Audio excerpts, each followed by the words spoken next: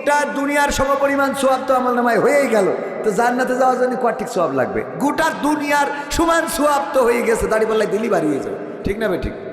তো এরপরেও এই সোয়াব দিয়ে জান্নাত পাওয়া যাবে না। আল্লাহর অনুগ্রহ, দয়া, ক্ষমা ছাড়া জান্নাত পাওয়া যাবে? আল্লাহ ওসিলা তালাশ করবেন। কারো কোনো কাজে সন্তুষ্ট, সেই কাজের পরে কবির বিন সামাদ, তুমি এই কাজটা করেছিলে, ভাল লেগেছে, মাফ করে দিলাম। আবার সারা বছর ইবাদত করেছি, একটা কাজ খারাপ লেগেছে। আল্লাহ নবী বললেন, এক মহিলা জাহান্নামে। জিজ্ঞেস করলাম কোন অপরাধে? জিবরাইল আলাইহিস সালাম জানাইলেন, এই মহিলাটার অপরাধ একদম ছোট, কিন্তু আল্লাহ রাব্বুল আলামিন কষ্ট পেয়েছেন, তার জন্য জাহান্নাম দিয়েছেন। সেটা কি অপরাধ? একটা বিড়ালকে ধরে রেখেছিল, ছেড়েও দেয়নি, খাইতেও দেয়নি। বিড়ালকে ধরে রেখেছিল, ছেড়েও দেয়নি, খাইতেও দেয়নি। এই অপরাধে তার গোটা জীবন জিন্দেগির আমলনামা সব বরবাদ হয়ে গেছে একটা বিড়াল মারার অপরাধে। আবার একজন পতিতা কুকুর পিপাসার্থ কূপের মধ্যে নিজের ওড়নাটা নামিয়ে দিলেন, ভিজালেন, ওড়নাটা ভিজিয়ে নিয়ে কুকুরের গালে নিংড়িয়ে পানি দিলেন, কুত্তা বেঁচে গেল। আল্লাহর নবীর মাধ্যমে সংবাদ পাঠালেন, এই পতিতার আল্লাহ জান্নাত রিজার্ভ করে দিয়েছেন। বলেন সুবহানাল্লাহ। কুত্তারে পানি খাওয়াইয়ে যেমন জান্নাতে যাওয়া যায়, তেমনি কুত্তা পিটাইয়ে জাহান্নামেও যাওয়া যায়। কথা কয় না, ঠিক না ঠিক? আল্লাহর নবীর স্ত্রী আম্মা আয়েশা রাদিয়াল্লাহু তাআলা আনহা নবীর কাছে একদিন শুনলেন, বিশ্বনবী বললেন, ওগো আয়েশা, আজকে আমি তোমার পরে অনেক সন্তুষ্ট, তোমার কর্মে আমি খুশি হয়েছি, আমার হৃদয় আন্দোলিত হয়েছে, আমার আত্মা পরিতৃপ্ত হয়েছে। ওগো আয়েশা, তুমি যদি আজকে আমার কাছে কোনো কিছু দাবি করো, আমি সেটা পূরণ করে দেব। আম্মা আয়েশা রাদিয়াল্লাহু তাআলা আনহা বললেন, ওগো বিশ্বনবী, আমি তো ছোট মানুষ, কি দাবি করব আমি তো বুঝে পারছি না, আমার আব্বার কাছে শুনে আসি। আব্বার কাছে গেলেন, যে বললেন, ওগো বাবা, বিশ্বনবী আজকে আমার পরে এতটাই সন্তুষ্ট, বলেছেন আমি যদি আজকে কোনো কিছু চাই তাহলে বিশ্বনবী আমার সেই চাওয়াটা পূরণ করে দেবেন। ওগো বাবা, আমি তো বুঝতে পারছি না কি চাওয়া উচিত এবং কি চাওয়া উচিত হবে না।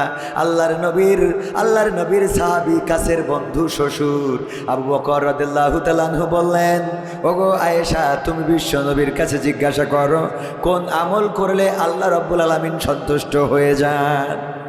কোন আমল করলে আল্লাহ সন্তুষ্ট হয়ে যান? কোন আমলে আল্লাহ সবচেয়ে বেশি খুশি হয়ে যান? আল্লাহর নবীর কাছে আম্মা আয়েশা রাদিয়াল্লাহু তাআলা আনহা এসে বললেন, ওগো বিশ্বনবী, কোন আমলের কারণে আল্লাহর আরশে আজিম সন্তুষ্ট হয়ে যায়, আল্লাহ রাব্বুল আলামিন বেশি খুশি হন, সেই আমলটা কি যদি একটু শিখিয়ে দিতেন? আল্লাহর নবী সাল্লাল্লাহু আলাইহি সাল্লাম বললেন, ওগো আয়েশা, যদি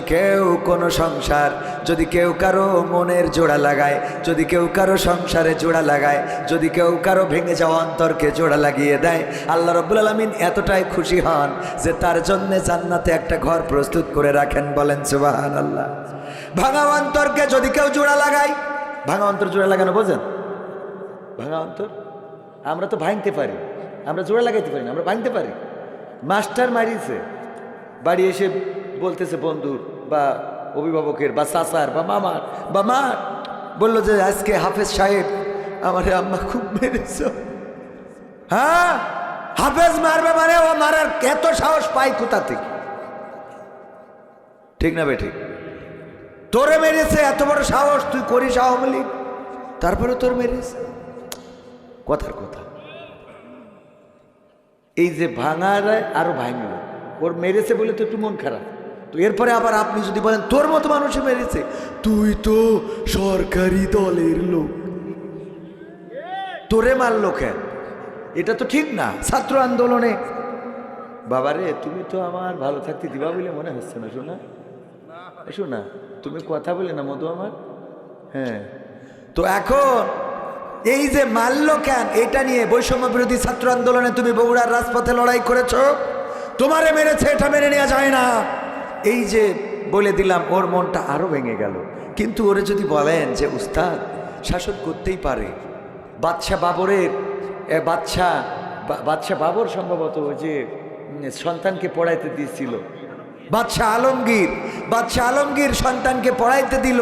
একদিন দেখতে গেল যে আমার সন্তানকে কেমন করে পড়াচ্ছে, দেখতে যেয়ে দেখেন কি করেছে, পায়ে পানি ঢালিয়ে নিচ্ছে। আর উস্তাদ যিনি, উনি নিজের হাত দিয়ে পাগুলো ডলতেছেন, খিলাল করতেছেন। এটা দেখার পরে বাদশাহ আলমগীর বললেন, ওস্তাদ আপনি আমার দরবারে দেখা করবেন। বাদশাহ আলমগীর তো ভয়ে থতমত খেয়ে গেল। আরে বাদশাহ আলমগীরের সন্তান দিয়ে আমার পায়ে পানি ঢালিয়েছি, আজকে আমার গর্দান রক্ষা হবে না। বিদায় আদায় নিয়ে রাজ দরবারে চলে গেল। রাজ দরবারে যেয়ে বাদশাহ আলমগীরকে বলল, বাদশাহ আলমগীর ক্ষমা প্রার্থনা করছি, আমার ভুল হয়েছে। বাদশাহ আলমগীর বললেন, অবশ্যই ভুল হয়েছে, অবশ্যই ভুল করেছেন আপনি, আপনি আমার গোস্তাকি মাফ করবেন। মাফ করার মতো অপরাধ আপনি করেননি। উনার তো জান আরো খাসা ছাড়া। বাদশাহ আলমগীর পরের লাইনে যেটা বললেন চোখে অশ্রু এনে দেয়।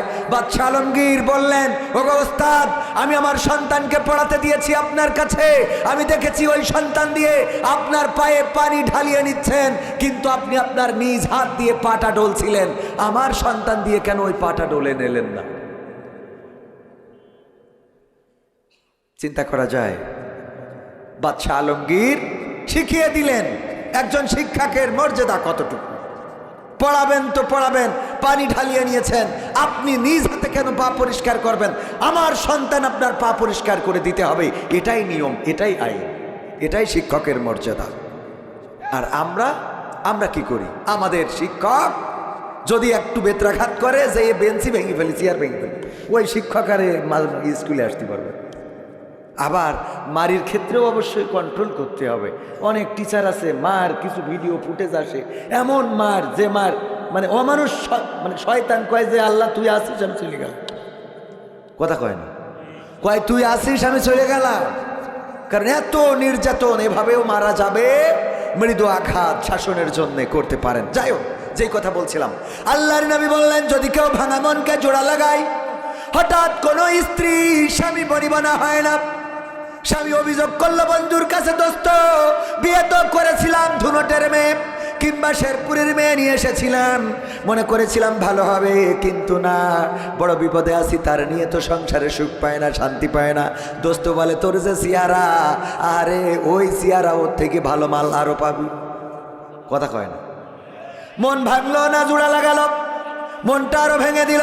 যদি বলে, দোস্ত মেয়ে মানুষ একটু পাকা হাড়ের তৈরি, তারা তো কথা ভালো শুনতেই চায় না, এমনি সবসময় উল্টা বোঝে, তাদেরকে নর্মালে বুঝাবা, যখন রেগে যাবে তুমি চুপ থাকবা, যখন সে ঠান্ডা হবে তখন তারে সুন্দর করে বোঝাবা, যদি প্রয়োজন হয় মৃদু আঘাত করবা, স্ত্রীকে ভালোবাসা দিবা, আদর করবা, মাঝে মাঝে বেড়াইতে নিয়ে যাবা, মাঝে মাঝে বগুড়া পৌর পার্কে নিয়ে যাবা, আরো যে জায়গাগুলো আছে দিনাজপুর, স্বপ্নপুর না কি যেন আছে, এইগুলো জায়গাতে বেড়াতে নিয়ে যাবা, চটপটি কিনে এনে খাওয়াবা, ফুচকা খাওয়াবা, দেখবা তারে যদি কদর বাড়াইয়ে দাও তোমার কথা শুনবে।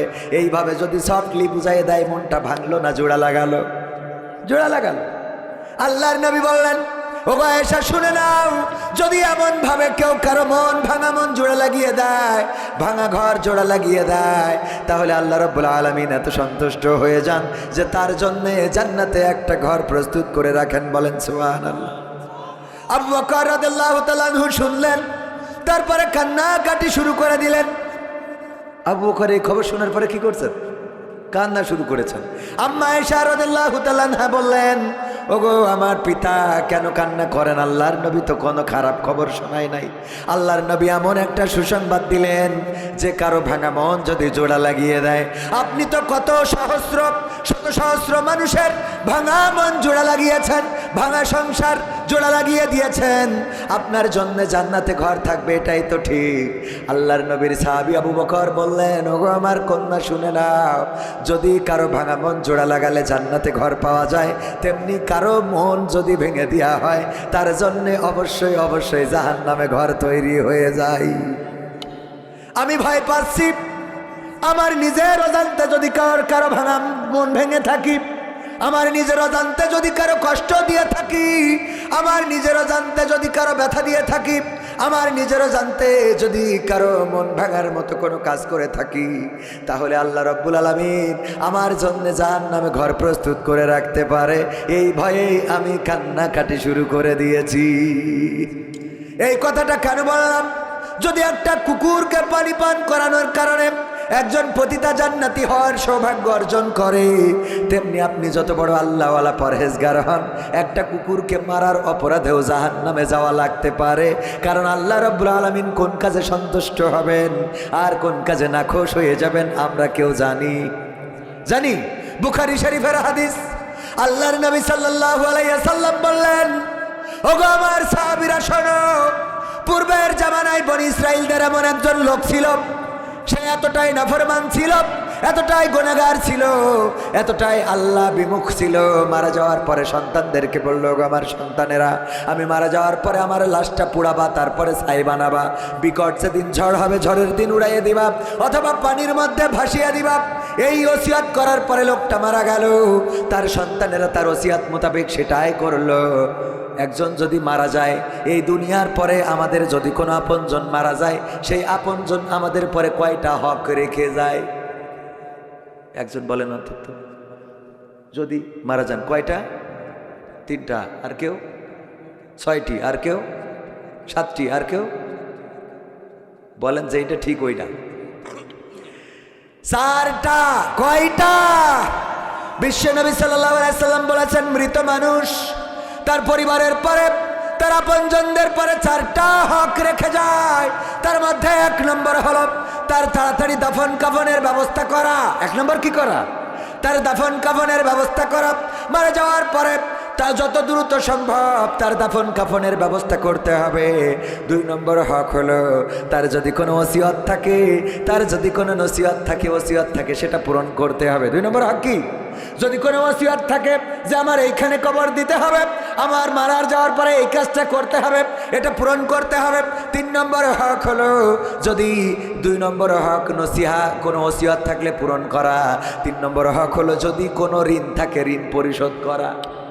যদি কোনো ঋণ থাকে, ঋণ পরিশোধ করা। তবে আমাদের দেশের জানা যায় যে কাজটা হয়, সেটা হলো, আমার বাবা মারা গেছে, আমারে বলতে বলা হলো যে তুমি বলো যারা আমার আব্বার কাছে টাকা পয়সা পাবেন লেনদেনে, তারা আমাদেরকে জানাবেন, আমরা পরিশোধ করে দেব। কিন্তু এই কথা বলতে বলা হয় নাই যে আমার আব্বা যাদের কাছে পাবে তারাও দিয়ে দেবেন। কথা কয় না। এই কথা কি বলা হয়? এখন থেকে মারা যাওয়ার পরে অবশ্যই অবশ্যই 2টা কথা বলবেন। একটা হলো, আমার এই আপনজন মারা গিয়েছে, লেনদেনে কারো সাথে কোনো ঋণগ্রস্ত থাকতে পারে, দিনা দায় থাকতে পারে, পাশাপাশি তিনিও কারো কাছে টাকা পয়সা পেয়ে থাকতে পারেন, আপনারা তার কাছে ঋণী থাকতে পারেন। যারা পাবেন তারা জানাবেন, যাদের কাছে পাবে তারা দিয়ে দেবেন। কথা মনে থাকবে? কারণ আপনি তো চাইলে ঋণ তার পরিবার পরিশোধ করতে পারবে, কিন্তু যে ঋণ ওই মৃত মানুষ রয়েছে, ওই মৃত মানুষের কাছে আপনি যে ঋণী রয়েছেন, এইটা ওই লোক ছাড়া তো আর কেউ জানেও না, কেউ চাইলেও না। পরকালের ময়দানে আপনার সওয়াব থেকে সুপরিশোধ করা হবে। কথা কি বোঝা গেছে?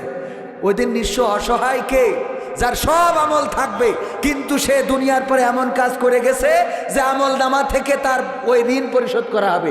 সোয়াব দিতে দিতে সোয়াব যখন শেষ হয়ে যাবে, তখন কি করবে? অন্যের আমল নামার গুনাহ এনে দেবে। যার কাছে ঋণী রয়েছে তার আমল নামার গুনাহ এনে দেবে। এ হলো সবচেয়ে, মানে জান্নাতের সার্টিফিকেট পেয়ে গেছে, আমল নামা সব ঠিক আছে, কিন্তু হঠাৎ একজন বলল, আল্লাহ আমার আইলে 1 হাত ঠেলে দিছিল, আছে না নাই? আমার গাছ একটা মেরে নিছিল, আমার এই কাজটা করে দিয়েছিল, এইগুলো যখন বলবে তার সোয়াব কাটা দিতে থাকবে। দিতে দিতে যখন আর সোয়াব থাকবে না, তখন অন্যের গুনাহ এনে পরিশোধ করা হবে। নাও, ওর গুনাহ ছিল 2000, তোরে দিয়ে দিলাম, এর বিনিময়ে 1000 টাকা সহ। কথা কি বোঝা গেছে? এগুলো অন্তর দিয়ে নেন, অন্তর দিয়ে। আল্লাহ বলেছেন, ওয়াইদা কুরিয়াল কুরআনু ফাসতামিউ লাহু ওয়া আনসিতু লাআল্লাকুম তুরহামুন। যখন তোমাদের সামনে কোরআন থেকে বলা হবে, তখন তোমরা চুপ থেকে হৃদয়ের কান দিয়ে শুনবে, যাতে করে তোমাদের উপরে আল্লাহর রহমত বর্ষণ হতে পারে। বলেন সুবহানাল্লাহ। আমরা সে আল্লাহর রহমত যদি চাই, একটু হৃদয়ের কান দিয়ে কিছু কথা, আমি ভাঙাচোরা মানুষ, আমার আব্দুল বারী রশিদি ভাই অনেক সুন্দর আলোচক, উনি আলোচনা, আমি বলছিলাম যে আপনি আমার পরে করবেন, উনি বলতেছে তাহলে আপনি 2 বার উঠে লাগবে, প্রথমে একবার করে যে ঘুমাবেন, আমি মাঝখানে করবো, তারপর লাস্টে আবার আসবো। ভাই তো মজার মানুষ। তো যাই হোক, ভাইজান অনেক সুন্দর আলোচনা করে গেছেন। আমি মূর্খ মানুষ, একেবারে এখানে অযোগ্য, নরাধম, যাই বলেন, আপনাদের মধ্যে অধম আমি একমাত্র ব্যক্তি। গুনাহগারের জায়গায়ও আমাকে ধরে নিতে পারেন। যদি বলেন হুজুর তাইলে স্টেজে উঠলেন কেন? না উঠলে তো আপনারা আবার থাকেন না, এ আরেক ঝামেলা। ভালো হুজুর এনে আপনার, আমার হাফেজ সাহেব এই মাদ্রাসার, উনি আমার থেকে বড় আলেম, উনি ওয়াজ করুক, তো আপনারা থাকবেন কিনা? উনি তো সারা জীবনে এনে থাকে, আপনারা তো আসেন না, আসেন। এখন দুনিয়া হয়ে গেছে ভাইরালের পরে। কিসের পরে? আলেম কত বড় এটা মূল কথা না, মূল কথা হলো কে কত বড় ভাইরাল। কথা কয় না। কে কত বড় ভাইরাল। এই রোগ থেকে যেদিন বের হইতে পারবেন, আমি আবারও বলছি 2 রাকাত শুকরানা নফল আদায় করব। এতে আমার দাওয়াত না হইলেও আমি খুশি, আলহামদুলিল্লাহ। মাহফিলের ময়দান যারা ইখলাসওয়ালা তাকওয়াবান ইলম আছে, তাদের জন্য মাহফিলের ময়দানটা উন্মুক্ত থাকুক। তারা যে কথাগুলো বলবে সেগুলো আমাদের কাজে লাগবে। আমরা যেটা বলছি এগুলো অগোছালো ভাঙাচোরা কথা। এই কথা কেন যদি বলেন, তারপরেও কেন বলছেন?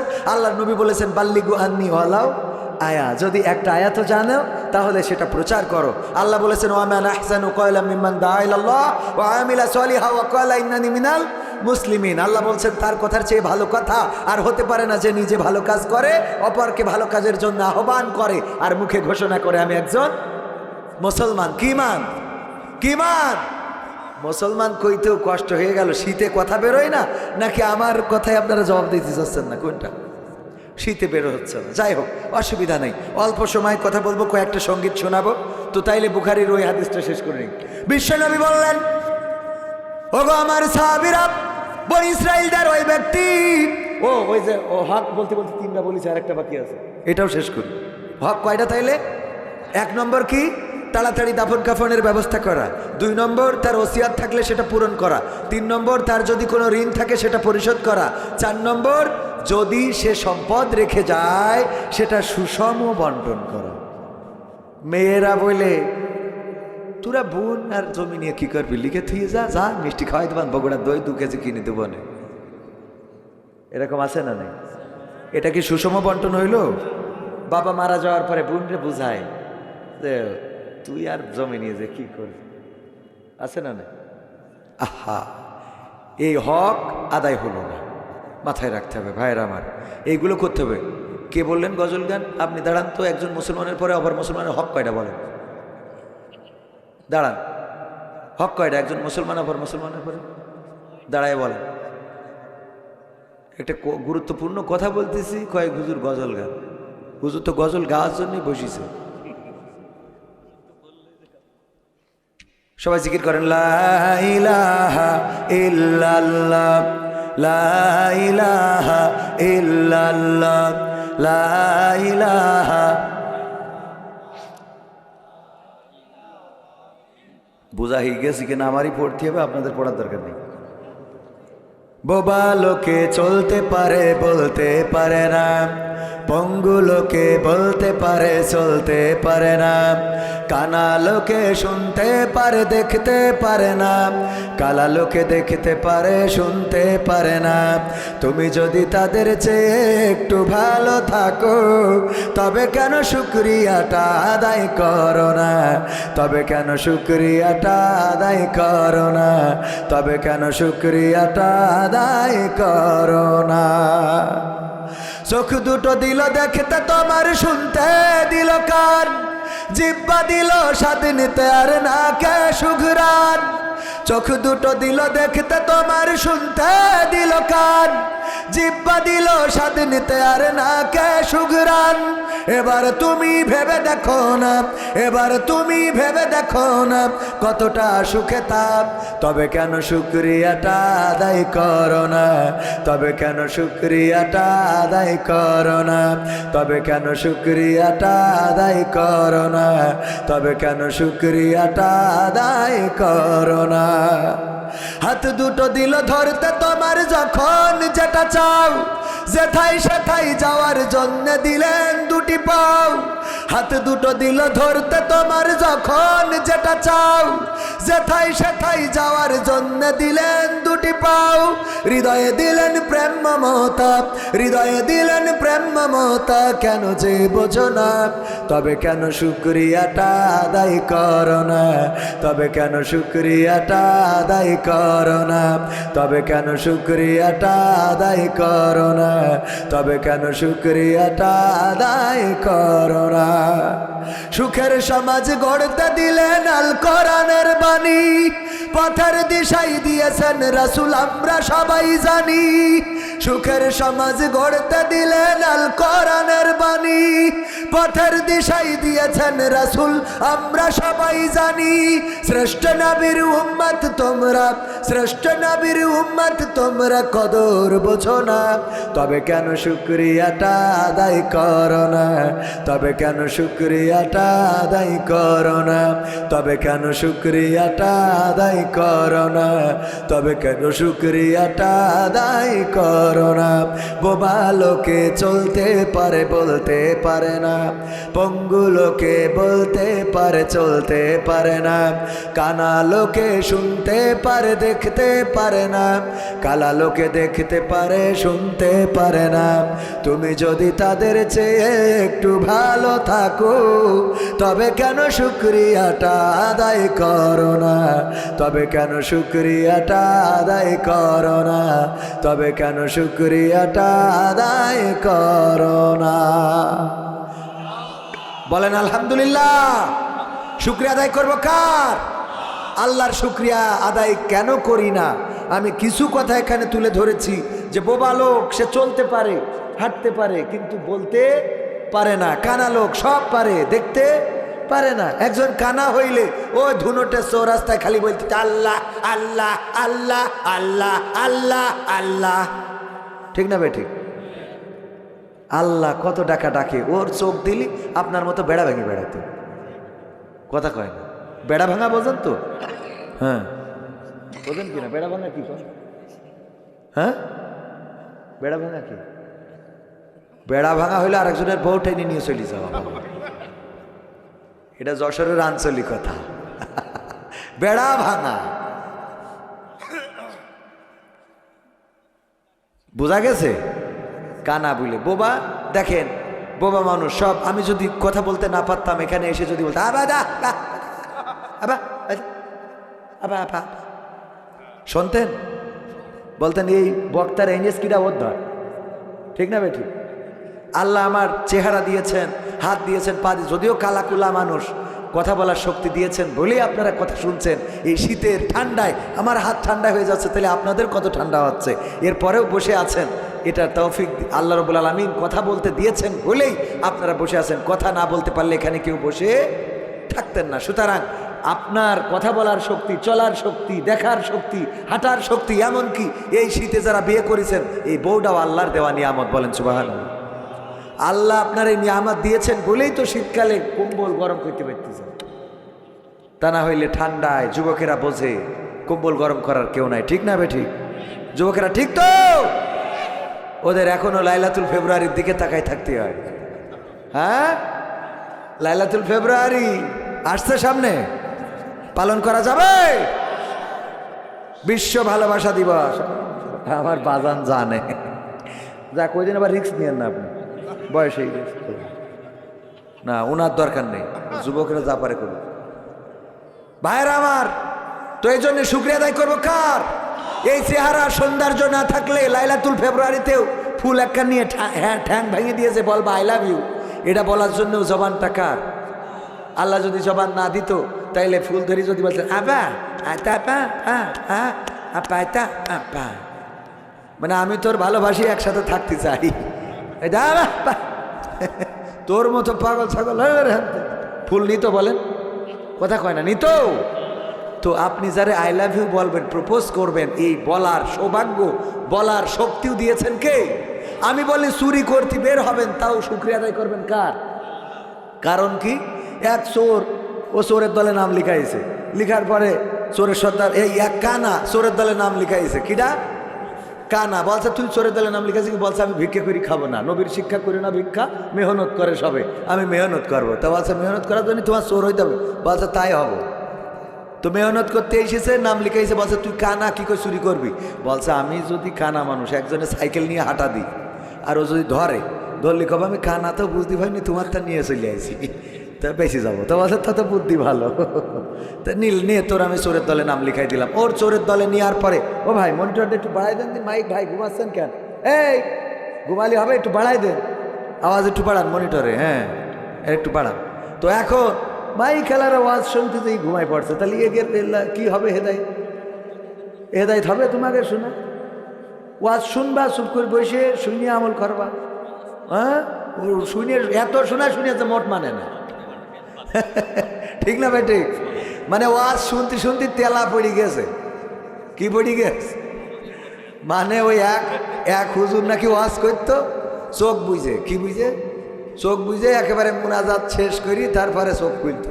খোলার পরে দেখে এক পীর সাহেব বসে আছে, একজনই শ্রোতা বসে আছে। চোখ খুলে দেখে, বলছে যাক আল্লাহ, আজকে সব শ্রোতা চলে গেছে, একজন আল্লাহ কবুল করে চাও বাবা, তোমার নিয়ে একটু দোয়া করতে চাই। বলছে হুজুর আর দোয়া করিয়েন না, আমি মাইক আল্লাহ, আমার মাইক খুলতে হবে, আপনি আবার যদি দোয়া ধরেন সব তো গেছে, এবার আমি মাইক থুয়ে চলে যাবো, তাছাড়া কোনো রাস্তা নেই। কথা কি বোঝা গেছে? তো ভাইরা আমার, যাই হোক, কোন কথার থেকে কোন জায়গায় চলে আসলাম। হ্যাঁ, কানা, এই যে ভাই বক্তা মানুষ তো, এই জন্য লাইন ধরে দিয়েছে। হাবিবুর রহমান ভাই না কি যেন, আব্দুল্লাহ মামুন ভাই, তো মুফতি শুকরান। তো এখন উনি বক্তা মানুষ, তো কানা নাম লেখানোর পরে কানার বলছে সামনে তো কুরবানি ঈদ, তুই দেখ কিছু ছাগল ধরে আনা যায় কিনা। তো কানা গেছে চুরি করতে, এক গোয়ালের তো ধরে এনে তো খুঁটিতে বাইন্দে থিয়েছে। সবাই যে যা চুরি করেছে সর্দারের কাছে দিয়েছে, সর্দার আমি আজকে এই যে হাড়ি কড়াই এই ধান চাল যে যা চুরি করেছে দিয়েছে জমা। কানার বলতেছে, এ কানা, তোর পয়লা দিন বউনি কেমন হইলো? বলছে যা বলিলেন তাই করেছি। কি? তো ছাগল একখান ধরে নিয়ে হয়েছে, খুঁটিতে বাইন্দে থুইছি। পরে কয় ছাগল তো দেখছি না, কয় হয়েছে দেখেন খুঁটিতে বান্ধা। খুঁটিতে বান্ধা দেখে কি বান্ধা, কুত্তা একখান গলায় দড়ি দিয়ে নিয়ে বাইন্দে থুই। গোয়াল ঘরে শীতই গরুর সাথে কুত্তা শুয়েছিল, ওটা গলায়, কারণ কানা ও তো কোনটা ছাগল কোনটা কুত্তা ঠের ঠের ঠিক করতে। তাহলে চুরি করতে গেলেও চোখের দরকার আছে না? নাই? শুক্রিয়া আদায় করবো কার? তাই বলে আবার আলহামদুলিল্লাহ বলে চুরি করার লাগাই দিয়েন না।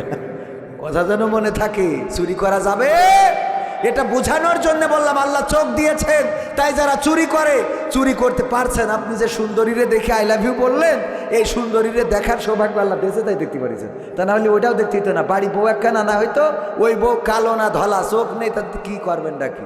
ও যা হইতো তাই। ও যদি দেওয়ার সাথে নিয়ে শুয়ে থাকতে আর বলতো আমার স্বাস্থ্য ভাই, তাও কিছু করার নেই। কথা কয় না, তুই দেখবি কি? হ্যাঁ, শুকরিয়া আদায় করবো কার? আমার বলেন আলহামদুলিল্লাহ। মহামানবের প্রতি দুরূদ এবং সালাম, যিনার অক্লান্ত পরিশ্রম এবং প্রচেষ্টা দিন ইসলামকে বিকশিত করেছে। আমরা ইসলাম পেয়েছি, এই বগুড়ার মাটিতে ইসলাম এসেছে যে নবী সাল্লাল্লাহু আলাইহি সাল্লামের প্রচেষ্টায়। তার প্রতি দুরূদ, সবাই বলেন সাল্লাল্লাহু আলাইহি সাল্লাম। আমরা রাসূলকে চিনলাম না, রাসূলকে জানলাম না, অথচ কিয়ামতের দিন কেউ আপনার পরিচয় দিবে না। আপনি যার জন্যে দিন রাত পরিশ্রম করেন, যুবকরা যার জন্যে বলো যে কলিজা কেটে দিয়ে দেব, যার জন্যে বউ আসে না, এই জন্যে ট্রেনের নিচে মাথা দিয়ে মারা যায়, কত মানুষকে দেখেছি। প্রেমে ব্যর্থ হয়েছে, তাই কত নারীকে দেখেছি যে প্রেমিককে ফোনে রেখে গলায় দড়ি দিয়ে মারা যায়, আছে না নাই? অথচ রাসূলের প্রেমিক হইতে পারলো না। যেই রাসূল পরকালের ময়দানে পৃথিবীর সবাই ভুলে যাবে আপনাকে, আর রাসূল বলবে আমার উম্মত। সুবহানাল্লাহ বলবেন না? আমার রাসূল বলবেন আমার উম্মত। কোথায় নিয়ে যাও? ওগো ফেরেশতারা দাঁড়াও, আগে আমার সাথে বোঝাপড়া হবে, তারপরে আমার উম্মতের জাহান্নামে যাইতে দেব। এর আগে না। যে রাসূল আমার আপনার দায়িত্ব নেবেন মৃত্যুর পরে, সেই রাসূলের পথে চলি না, সেই রাসূলের পক্ষে বলি না, সেই রাসূলের দাড়ি টুপি আমাদের ভালো লাগে না, সেই রাসূলের পক্ষে কথা বলা ভালো লাগে না, ইসলাম ভালো লাগে না, তার আনিত বিধান পবিত্র কোরআন ভালো লাগে না। ফেলে যে কোরআনের সাথে রাজনীতির সম্পর্ক নেই। আবার দেখা যায় যে টুপি পরিতে সরমনার পীর সাহেবের কাছে গেছে, সহ্য না করেও পারিনি। কথা কয় না, ঠিক না ভাই? ঠিক। কোরআনের রাজনীতি নেই মানলাম, তা হুজুরের কাছে কি? হ্যাঁ, আবার টুপিও মাথায় দিচ্ছে, ভালো দেন। আমরা তো চাই সবাই টুপি আলা হয়ে যান, সবাই দাঁড়িয়ালা হয়ে যান। শেখ হাসিনার 16 বছর ধরে বুঝালাম, কোনো কিছু দরকার নেই, কোরআন কায়েম করলেই হবে। 16 বছর ধরে বুঝালাম কি কাজ করতে হবে? কোরআনটা সংসদে কায়েম করতে হবে। কোরআন যদি কায়েম করে দিত, বলেন দাদার কাছে যাওয়া লাগতো? আজকে কি অবস্থা? ক্ষমতায় কেউ স্থায়ী হয় না, হোক না সে হাসিনা কি বারে না, সে আরটা চিরকাল থাকে না। ক্ষমতায় কেউ স্থায়ী হয় না, মুজিবুর বেশি দিন থাকেনি, জিয়াউর কেউ তো রাখেনি। মুজিবুর বেশি দিন থাকেনি, জিয়াউর কেউ তো রাখেনি। এরশাদ চলে গেছে পৃথিবী ছেড়ে, এরশাদ চলে গেছে পৃথিবী ছেড়ে, কেউ আজ তার কথা কয় না। ক্ষমতায় কেউ স্থায়ী হয় না, হাসিনা ক্ষমতা ধরে রাখতে আয়না ঘর বানিয়েছিল, জনগণের রোশন আলে দাদার দেশে পালিয়ে গেল।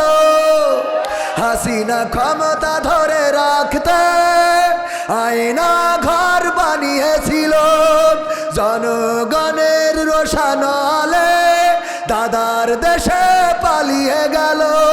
ডিবি হারুনের পাশে আর, ডিবি হারুনের পাশে আর পরিমণিদের দেখা যায় না। ঠিক না বেঠে? ক্ষমতায় কেউ স্থায়ী হয় না, হোক না সে হাসিনা কিবার হে না, সে আরটা চিরকাল থাকে না। ঠিক না বেঠে? এই চেয়ার চিরকাল থাকে না। সুতরাং ওই চেয়ারের মালিক যারা হও তাদের কাছে আমাদের চাওয়া হলো কোনো কিছু নাই, তোমাদের কাছে চাওয়া হলো কোরআনকে কায়েম করে দিতে হবে।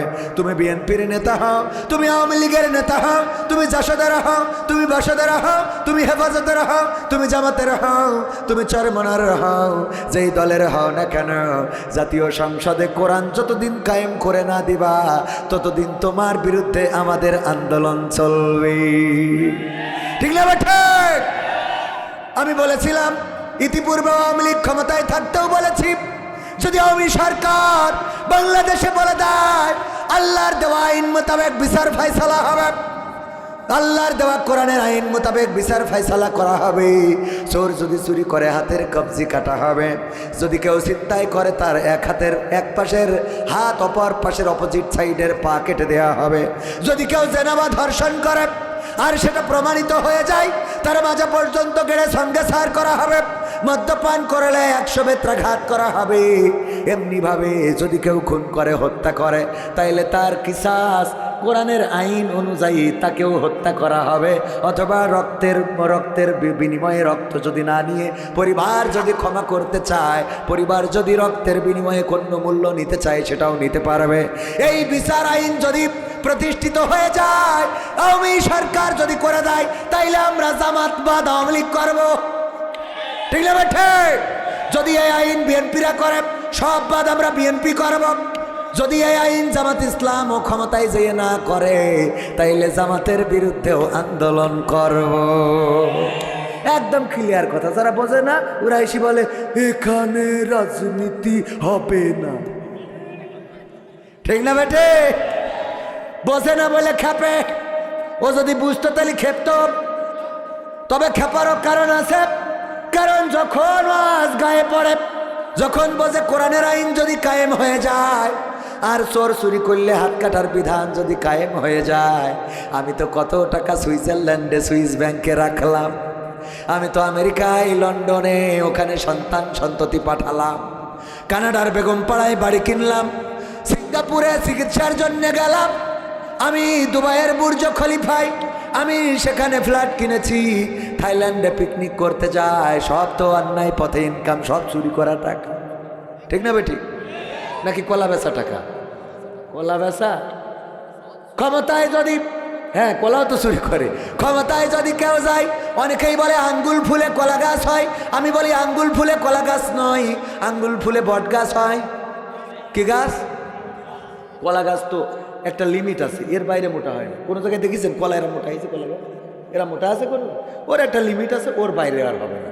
যেটা ওই যে বিসি কলা ও একরকম, যেটা রান্না করা কলা ও আর এক রকম, আর যেটা লম্বা লম্বা পাকা কলা ও আর এক রকম। ও যতটুকু ওর বেশি বড় হবে না। ঠিক না বে ঠিক? কিন্তু বট গাছ একটা লাগায় দেখেন, ও যদি টাইম দেন, ও যদি লাগান এই ধুনোটে, ও 40 এ পর্যন্ত চলে যাবে। হ্যাঁ, শেরপুর চলে যাবো, ওখানে আর একটা ডাল ফেলাবে, আর এক জায়গায় আর একটা, পুরো বগুড়া ক্যাপচার করে লাগাই দেখেন। আমাদের ইসে একটা আছে ওই যে কালীগঞ্জ জিনেদা কালীগঞ্জে, মানে বট গাছ যে আসলে যে কন্যা চিনার কায়দা নেই, সব শিকড় ছেড়ে পুরো এলাকা সব ক্যাপচার করে ফেলেছে। তো এরা হইলে আঙ্গুল ফুলি বট গাছ হয়, কি গাছ, সব জায়গায় শিকড়। ও যদি কোনোভাবে ভারতে যায় তাহলে দাদাগের ওখানেও আছে, যদি ইন্ডিয়া, দূর ভারত আর ইন্ডিয়াতে একই জিনিস, আপনার এই ইসি যায়, যদি দুবাই যায় জাতি পারে সেখানে আছে, কানাডায় গেলি আছে, আমেরিকায় গেলি, লন্ডন গেলি, সিঙ্গাপুর, মালয়েশিয়া, মানে নেই কোয়ানে, নেই খালি বাংলাদেশে, কথা কয় না, নেই খালি কোয়ানে বাংলাদেশ, মানে সব পাচার করা শেষ, ঠিক না বেঠে? এই জন্য ওরা কোরআনের আইন চায় না, কারণ কোরআনের আইন যদি কায়েম হয়ে যায় তাইলে চোর চুরি করলে হাত কেটে দেওয়ার বিধান প্রতিষ্ঠিত হবে। আর এই সরকারি টাকা, জনগণের ট্যাক্সের টাকা, আমাদের পকেটের টাকাগুলো চুরি করার অপরাধী হাতের কবজি যখন কাটা হবে, এই কবজি একবার কাটার পরে বলেন আর কোনো জায়গায় কি মুখ দেখাতে পারবে নাকি? না, আর কোনো জায়গায় মুখ দেখাতে পারবে না। আমার পুলিশ ওই আইন চাই না, কারণ পুলিশরা কেন চাবে? ওরা তো রাস্তায় দাঁড়ায় মুসাফা করে। আমি বললাম, মুসাফা কি ব্যাপার, এখন দায়িত্ব পালন করেন, কোন কারণটা কি? কয় হুজুর আগে মুসাফা করতাম, সোয়াব হইতো, আবার দুনিয়াও হইতো। কি করে? বলছে আল্লাহ ফরিয়াদ করতে বলেছে, রব্বানা আতিনা ফিদ দুনিয়া হাসানাতা ওয়া ফিল আখিরাতি হাসানা। ওগো আল্লাহ, তুমি আমার দুনিয়া এবং আখিরাতের কল্যাণ দান করো। এই জন্য আমরা, আল্লাহর নবী বলেছে, মুসলমানে দেখা হইলে মুসাফা করবা, ইয়াগফিরুল্লাহু লানা ওয়া লাকুম বলবা। আমরা এইটা বলতাম, এইটা পরকালের জন্য বলতাম, আর ওই ড্রাইভার দুনিয়ার জন্য কিছু মাল ঢুকাই দিত। এহকালও হয়তো পরকালও হয়তো, আর এখন দুনিয়া হয় না আখিরাত হয়। এই জন্য মুসাফা করা ছেড়ে দিছি, আর এখানে বসে বসে বুড়ি ঠাইতেছি।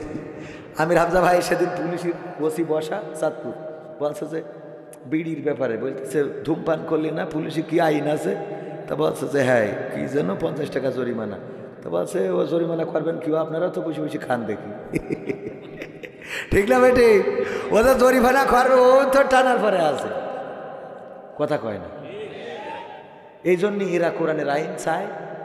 পুলিশের যদি কোরআনের আইন বাস্তবায়ন করে ওদের কায়েম করতে বলা হয়, ওরা আগে দায়িত্ব ছেড়ে দেবে, কবে এতদিন যা খাচ্ছিলাম এখন তো মোট কাটতে পারবে, ওরাও দায়িত্ব পালন করবে না। এই জন্যই দুনিয়ায় এই সব বৃহৎ পার্সন সামগ্রিক পার্সন, তারা চায় না যে কোরআন কায়েম হোক। কোরআন কায়েম তো তারাই চায় যারা চুরি করে না, সুদ খায় না, ঘুষ খায় না, অন্যায় করে না, জেনা করে না, ব্যভিচার করে না, গোনা করে না।